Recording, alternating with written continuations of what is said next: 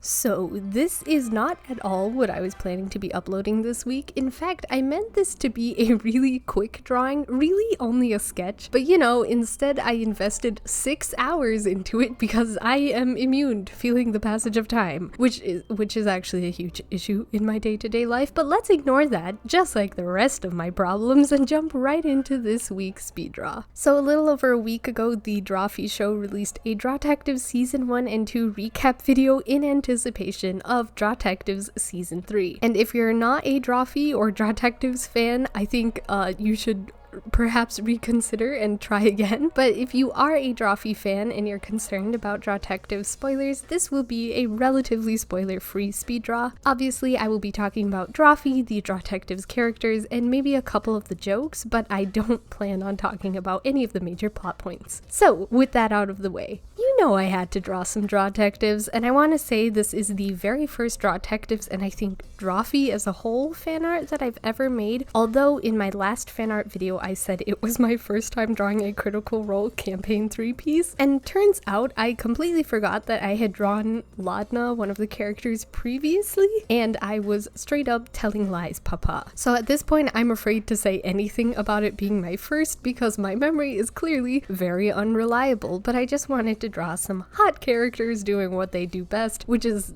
being hot. I was originally going to go with a very medieval fantasy heavy theme, just because that's more aligned with the artwork and character design that I usually do. So I was going to have our half-orc York be in full armor with chainmail and leather details, and then I was gonna dress our dwarf Grendon in these very wizardy robes, even though they are arguably a little more druid coded. And of course Rosé was going to be a rogue archetype, but I don't know what happened. I think I got carried away with Grendon's outfit, and then the trio ended up as some sort of middle point between K-pop, fantasy, and mafia, so here we are. But look at my character design and pretend that it wasn't just me wanting to draw whatever outfits I wanted on everyone, and instead imagine that there's an actual cohesiveness because I gave everyone little star details. That's called forethought and planning, which are things I definitely do. Actually, these outfits don't not suit a storyline.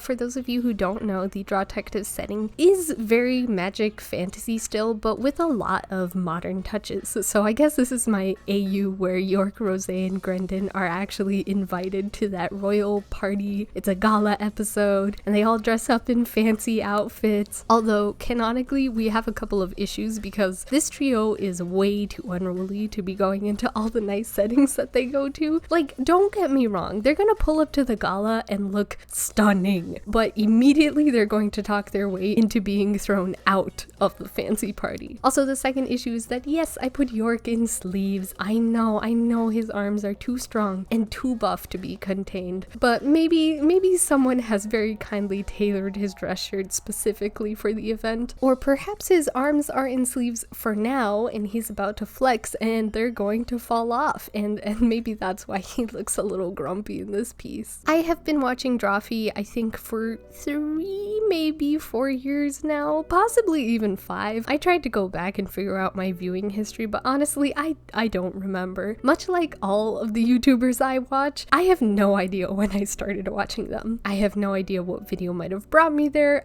I just don't know how long I've been around. I always want to be that person that's like, I've been a fan for 10 years, but I barely even know how long I've been running my own YouTube channel, let alone how long I've been watching someone else's. As I said before, me and the passage of time are not friends. We're not even acquaintances. We just don't know each other at all. That being said, in whatever way the Drawfee life chose me, I'm super glad it did. Drawfee has brought me so much joy over the years, and I'm sure they do the same for so many people. Not only that, but they do a bunch of really cool charity streams. They're always advocating for informed and avid voting, which I love. And I was kind of bummed because I was trying to watch their most recent live stream and I was having such terrible connection issues that day of all days. But I did at least witness the trans rig Nathan Hill crash of 2024. I survived. Hopefully y'all survived. I can't wait to rewatch that stream, hopefully without the connection issues, whenever the full VOD comes out on their Drawfee Extra channel. But not only is Drawfee responsible for a lot of the serotonin I have at the end of the day, they are so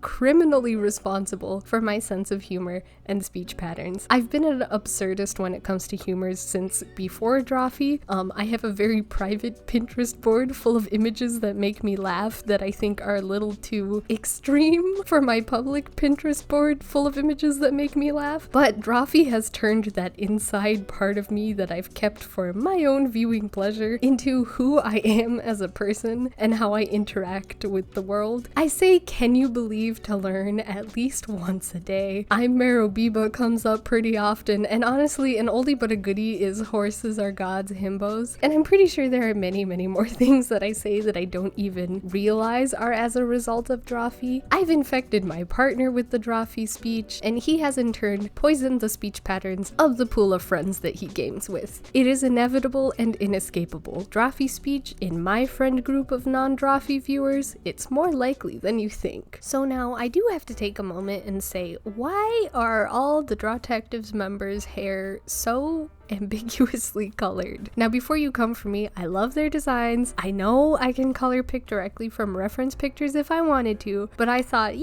I know what they look like. I've seen all of both seasons multiple times. For sure, I was so sure that Rosé had distinctly baby pink hair, but she actually ranges from like an ashy or maybe even platinum blonde to maybe barely a pinky blonde. Same with York's hair. I thought for sure it was just a middle yellow color, but it actually has a sort of neon or greenish undertone to it. And just when you think you're safe with Grendon and their brown hair, it's much cooler of a brown than I anticipated. Anyways, you think I would know my colors by this point, but this fabulously designed squad of wonderfully loved characters really just threw me for a loop for some reason. Also, on the topic of colors, do we actually have canon eye colors for these characters? I think the original characters are just drawn with black pupils, probably for time's sake and ease of recreation, and also the fact that Drawfee doesn't zoom in on their screen recordings, which is so good of them. That seems so difficult to me. Anyways, I really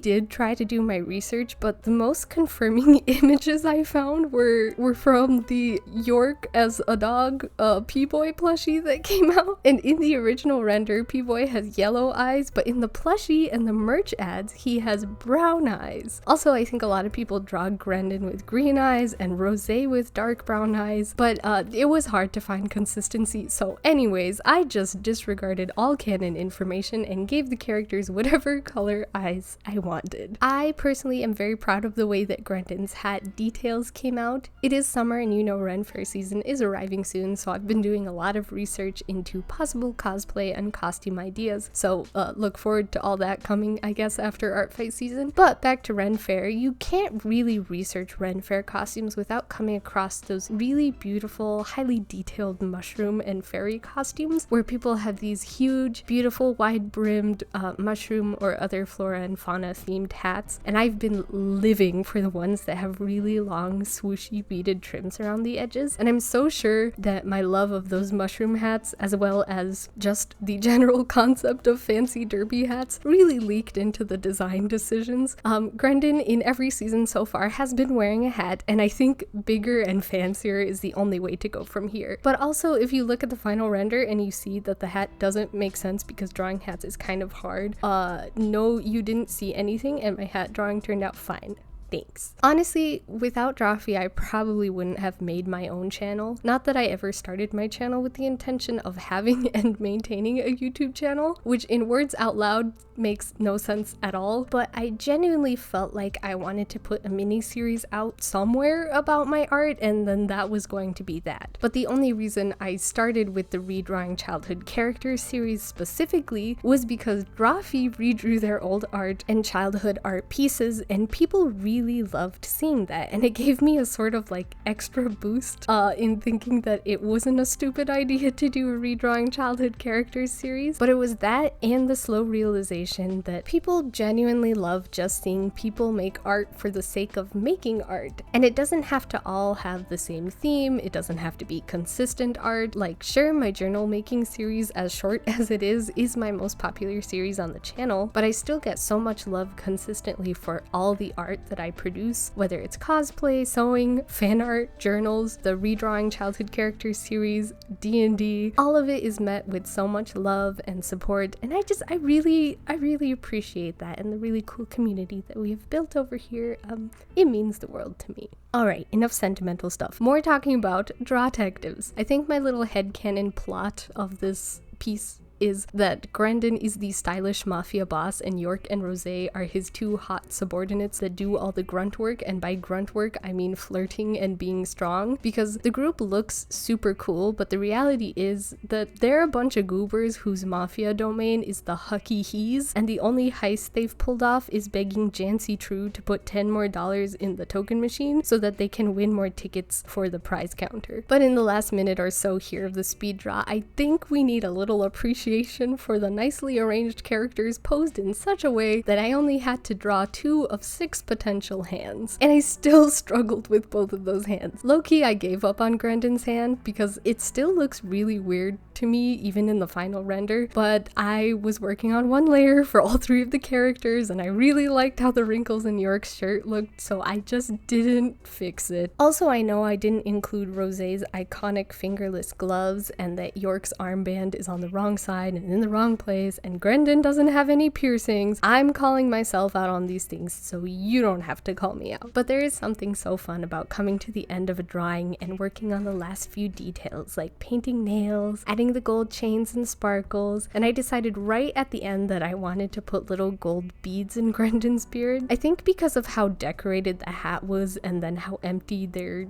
shirt robe romper situation is, I wanted to bring some of the design elements downward, but I was really hesitant to add any sort of pattern or decor to Grendon's outfit because I wanted to keep the focus of the drawing closer to the center of the piece. But with those few minor hiccups, I think all in all, I'm really quite proud of the piece. I finished this drawing a lot faster than I usually do. I mean, it took 6 hours, but I was able to do that in fewer sessions than it normally would take me, and I've been super excited to post it. My Critical Role fan art did quite well and got a lot of super nice comments on here and also on the Not Twitter app and Tumblr, which I did just make a Tumblr not super long ago. But it's not so much about numbers, and numbers are very, very nice, but I do love sharing the love of something with so many other people. And with that, we've come to the end of another speed draw. Behold the Drawtectives. If Drawfee and Drawtectives are totally new to you, thank you so much for watching my video anyways. I hope you check them out and enjoy it, but if you tried it and it's not for you, that is totally okay. We can all just sit here and appreciate some good arts. For all the little rough bits, like I said, I'm super proud of this piece. I really love the shading and shapes and things. It's one of those pieces that you get to the end of and you're like, yeah, this one had a bit of a learning curve, but like in a good way. And I hope you other Drawfee fans are as excited for Drawtectives Season 3 as I am. But that being said, what are your predictions for Season 3? I know I have a few, but the most important one is that Grendon will have an even bigger and floppier hat. But who knows? Not me.